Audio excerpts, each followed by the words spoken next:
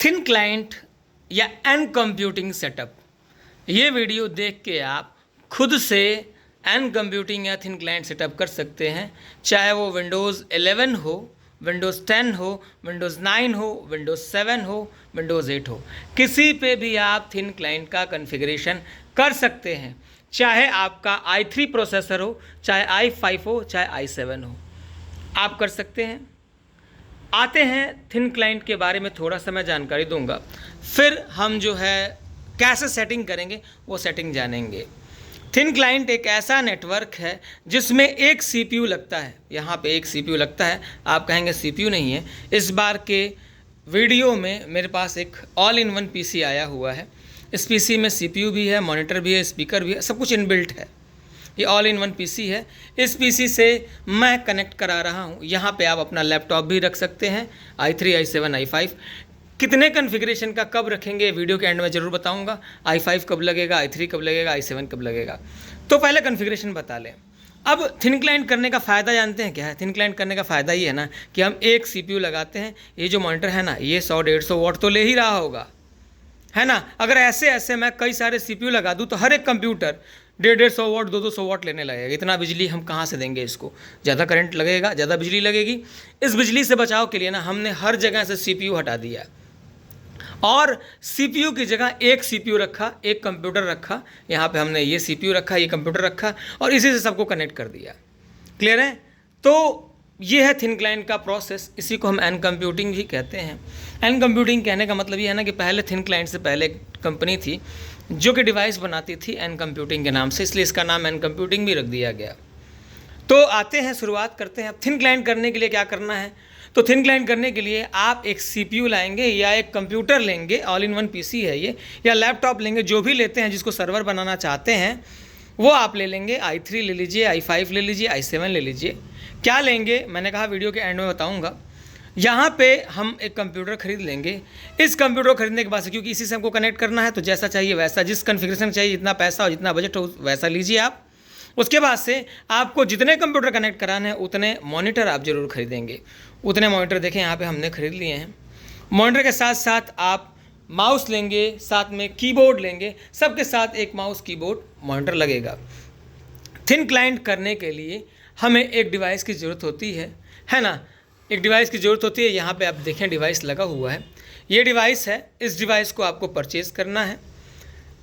दो तरह के डिवाइस हैं जो कि मैं बता रहा हूँ। डिवाइस बेसिक और चीप और बेस्ट डिवाइस बताऊँ तो आपको इंटर कंपनी का भी डिवाइस आता है और आपका आता है क्वांटम। यहाँ पे क्वांटम लगा हुआ है। ये ऐसे डिवाइस हैं जो 2500 से 3000 के बीच में आते हैं, जिनको आप खरीद के थिन क्लाइंट कॉन्फ़िगरेशन कर सकते हैं। तो आपको क्या करना है? आपको एक मॉनिटर लेना है, आपको माउस कीबोर्ड लेना है, आपको थिन क्लाइंट का डिवाइस लेना है, बाकी VGA केबल, LAN केबल, ये सारी चीज़ें आपको लेनी है। इतना लेके हर एक कंप्यूटर को कनेक्ट कर लेना है। कहाँ से कनेक्ट करेंगे? तो एक और चीज़ आपको लेना है जिसका नाम है स्विच। जिसका नाम है क्या? स्विच। आइए दिखाऊँ मैं। मेरे पास स्विच है जो यहाँ लगा हुआ है। ये जो डिवाइस है ना, ये है स्विच। स्विच का काम है नेटवर्क बनाना। थोड़ा सा डस्ट है। स्विच का काम है नेटवर्क बनाना। कैसे बनाता है ये भी दिखाता हूँ मैं। जो मेन सर्वर है, CPU, कंप्यूटर, जो भी है मेन सर्वर में आपके RJ45 का कनेक्शन होगा। यहाँ पे देखिए RJ45 का कनेक्शन आपको दिखाई दे रहा है। इस RJ45 में मैंने एक LAN केबल लगाया है। ये LAN केबल ले आके आपको क्या करना है? LAN केबल लेते रहना, खरीदते रहना, जितना बता रहा हूँ। LAN केबल लेना है और LAN केबल यहाँ पे कनेक्ट किया मैंने, और यही LAN केबल इस कंप्यूटर से नीचे से होता हुआ आपके इस स्विच में आता है और यहाँ लग जाता है। लग गया।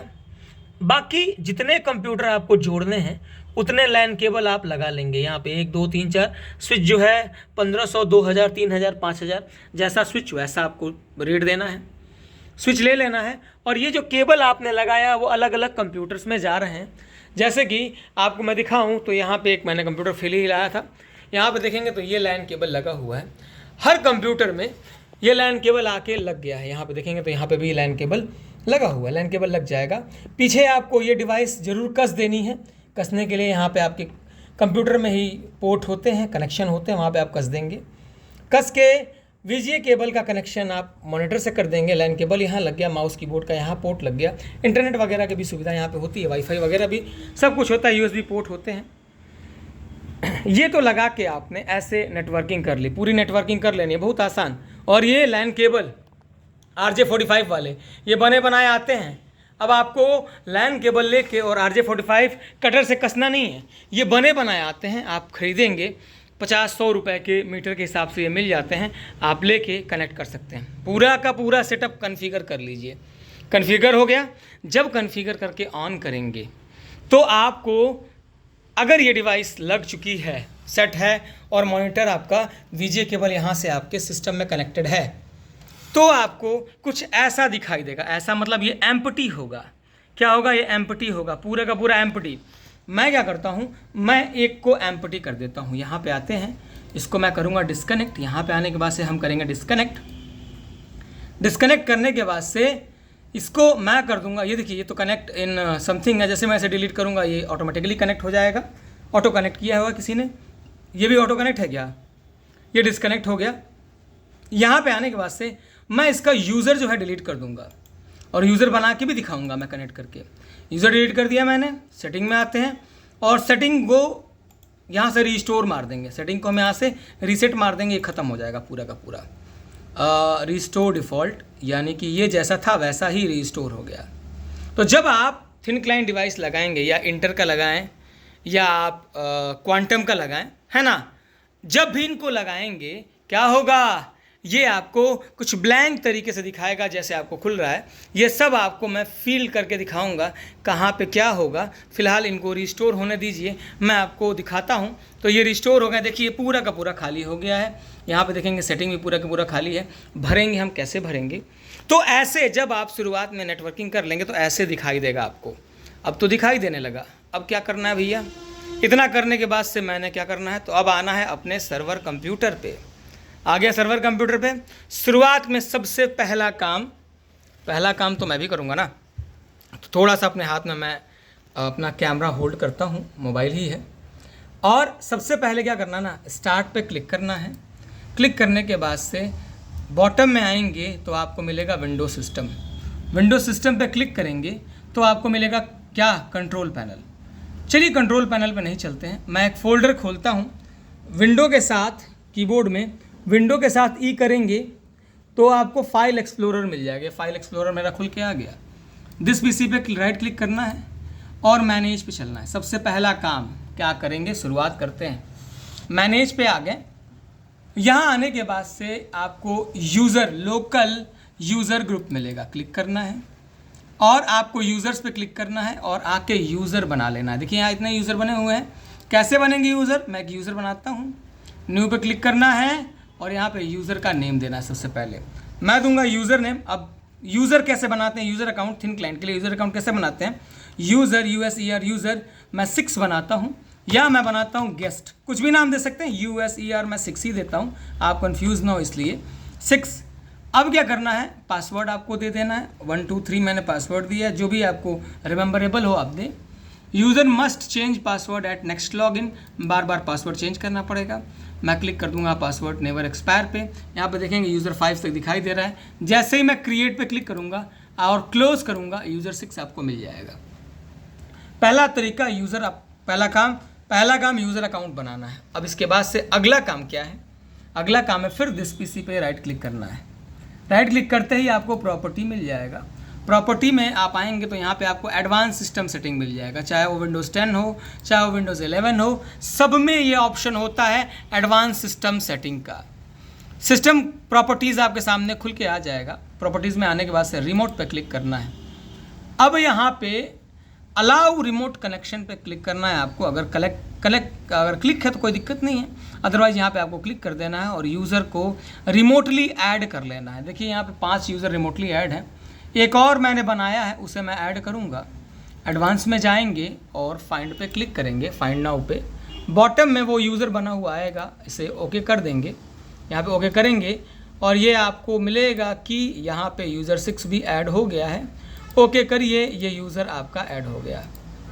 देखिए पहला क्या काम था, पहला काम आपने डिवाइस को कनेक्ट कर लिया आपस में, यूज़र अकाउंट बना लिया, अब रिमोटली हमने उसे ऐड भी कर दिया। तीसरा काम है कि हम क्या करेंगे, अपने यहाँ नोटिफिकेशन एरिया पे इंटरनेट वाले ऑप्शन पे राइट क्लिक करेंगे, है ना, ये कंट्रोल पैनल से भी मिल जाएगा। एडवांस ये है चेंज एडाप्टर सेटिंग, यहाँ आ जाएंगे और आके ईथरनेट पे हम आईपी सेट करेंगे। टीसीपी आईपी पे क्लिक करना है, प्रॉपर्टीज़ में चलना है, जो आईपी यहाँ पे यूज़ द फॉलोइंग आईपी पे क्लिक कर देना है। जो आईपी यहाँ पे दिखाई दे रही है वही भर दीजिए। 192.168.1.100 ये मैंने दिया है, आप 100 200 को भी देना है आप दे सकते हैं, ठीक है, एक रेंज है। तो ये मैंने दे दिया है 255 ये subnet mask as it is करके इसे ओके कर देंगे। ये आपकी स्टैटिक आईपी बन के आ गई। तीसरा काम आईपी बंद करना है, बनाना है। चौथा काम है फायरवॉल, FIRE, फायरवॉल को चेक करना है। फायरवॉल को चेक करना है, फायरवॉल का स्टेटस क्या है। यहाँ आने के बाद से टर्न ऑन ऑफ फायरवॉल पे आ जाना है और फायरवॉल को ऑफ कर देना है। फायरवॉल आपके ऑपरेटिंग सिस्टम का ऐसा पार्ट होता है ना जो कि बाहरी चीज़ों को अंदर आने से रोकता है। यानी ये जितने यूज़र आपने हैं ना, अगर फायरवॉल ऑन रहेगा तो इनको कनेक्ट ही नहीं होने देगा। दैट्स वाई हम इसे टर्न ऑफ कर देते हैं, ये कनेक्ट होने दे। क्लियर, इतना हो गया। अब क्या करना है, अभी देखिएगा मैं यूज़र 6 बनाया हूँ, वहाँ यूज़र 6 हम ऐड करेंगे। अब क्या करना है, फायरवॉल बंद कर दिया। अब आपको चलाना है एक सॉफ्टवेयर। क्या चलाना है, एक सॉफ्टवेयर। विंडो के साथ ई करूँगा मैं और मैं ढूंढूंगा सॉफ्टवेयर मेरे कंप्यूटर में कहाँ है। ई ड्राइव में आते हैं और सेटअप यहाँ पे देखेंगे। ये जो सॉफ्टवेयर है RDP, ये आप गिटहब से या फिर इंटरनेट से जाके RDP रैप के नाम से ये जो वर्जन देख रहे हैं इसे डाउनलोड कर लेंगे। सबसे पहले इंस्टॉल पे राइट क्लिक करेंगे और रन एज एडमिन कर देंगे, आपका RDP चल जाएगा। RDP चलने के बाद से RDP का कॉन्फ़िग चलाएंगे राइट क्लिक करके एडमिनिस्ट्रेटर, फिर RDP विन इंस्टॉल पे क्लिक करेंगे। फिर कॉन्फ़िगरेशन पे आप जब चेक करेंगे तो आपको कॉन्फ़िगरेशन भी मिल जाएगी और चेक करेंगे तो यहाँ पे दिखाएगा कि RDP चल रहा है कि नहीं। अगर यहाँ पे मैं कनेक्ट कराता हूँ, देखिए मेरे सारे यूज़र यहाँ दिखाई देने लगे। अगर यहाँ पे यूज़र्स नहीं दिखाई देते हैं इसका मतलब आपका मल्टी यूज़र पैच नहीं बना है, यानी मल्टीपल यूज़र बने नहीं हैं। कभी कभी थिन क्लाइंट में प्रॉब्लम आती है कि एक बार में एक ही यूज़र कनेक्ट होता है। क्यों? क्योंकि हम RDP को इंस्टॉल नहीं करते हैं या यूज़र ढंग से बनाए नहीं होते हैं। इतना कर लेने के बाद से आपने थिन क्लाइंट के सारे काम को ढंग से कर लिया है, RDP भी चला लिया है। अब क्या करना है, तो अब कनेक्ट पे क्लिक करिए और चलने लगेगा। लेकिन कनेक्ट पे क्लिक करेंगे तो चलेगा, गारंटी है? नहीं, कोई गारंटी नहीं है। क्यों नहीं चलेगा? क्योंकि हमने कनेक्ट करने का प्रोसेस देखा ही नहीं। डिस्कनेक्ट करता हूँ मैं और आता हूँ और बताता हूँ क्या क्या करना है। अब आते हैं तो यहाँ पे मैंने किया था डिलीट यूज़र 3 को, मैं आ जाता हूँ यहाँ पे लिखूँगा। अब आके आपको स्टैटिकली देना पड़ेगा यहाँ पे यूज़र 3। यहाँ पे कनेक्ट पे जाके जब मैं क्लिक करूँगा ना, ये कनेक्ट नहीं करेगा, कहेगा नो यूज़र, है ना, कोई यूज़र है ही नहीं। मैं थोड़ा सा कीबोर्ड निकाल लूँ, ये आ गया मेरा कीबोर्ड मेरे सामने, कहीं अटका हुआ है ना। अब मैं यहाँ पे आ जाऊँगा और मैं एंटर करूँगा क्या, देखिए कनेक्ट करा रहा हूँ मैं। सेटिंग में आते हैं और यहाँ पे देते हैं क्या, USER user 3। Clear. Subnet mask मैंने बताया 255.255.255.255.0 ये सबनेट मास्क है। रूट कौन सा है, रूट यानी कि इस कंप्यूटर में जो अभी मैंने IP बनाई है वही IP देना है। क्या IP थी मुझे याद है, मैं तो हमेशा डालता हूँ ना। तो IP थी 192.168.1.100, ये उसकी IP थी। ये मैंने यहाँ पे कर दिया सेव। पहला काम हो गया। कह रहा है इसका IP क्या होगा, इसका IP क्या होगा वो भी दे देता हूँ मैं, 192.168.1. है ना। अब क्या है ना, IP मैंने सबका दिया हुआ है, इसका IP एक बार मैं चेक कर लूँ। हर एक कंप्यूटर का IP दिया हुआ है। यहाँ सेटिंग में आएंगे, इसका 101 है तो इसका 102 होगा, ये आप खुद से दे सकते हैं। इसका 103 मैं कर देता हूँ। ज़रूरी नहीं है कि ये उससे ही मैच करता रहे, ज़रूरी नहीं है उससे मैच करता रहे। आते हैं कनेक्ट में आएंगे और यहाँ पे न्यू पे क्लिक करेंगे क्योंकि हमको यूज़र दूसरा बनाना है। यूज़र नेम देना है USER यूज़र 3। क्लियर है। रिमोट IP किससे कनेक्ट होगा वो देना है 192.168.1.100 यहाँ पे दे देंगे। यूज़र नेम भैया, यूज़र नेम क्या है, यूज़र नेम है USER3 यूज़र 3। पासवर्ड क्या दिया था हमने 1 2 3 और हम कर देंगे यहाँ पे सेव और इसे करेंगे कनेक्ट। जैसे ही कनेक्ट पे क्लिक करेंगे क्या हो गया, ये उस कंप्यूटर से कनेक्ट हो गया। अब आपका पूरा कंप्यूटर कनेक्ट हो गया, कॉन्फ़िगर हो गया। ऐसे ही आप कर सकते हैं पूरी की पूरी सेटिंग। बने रहें मेरे साथ, मैं हूं दुर्गेश सर। लाइक से सब्सक्राइब करना बिल्कुल ही ना भूलें। Thanks for watching, bye bye.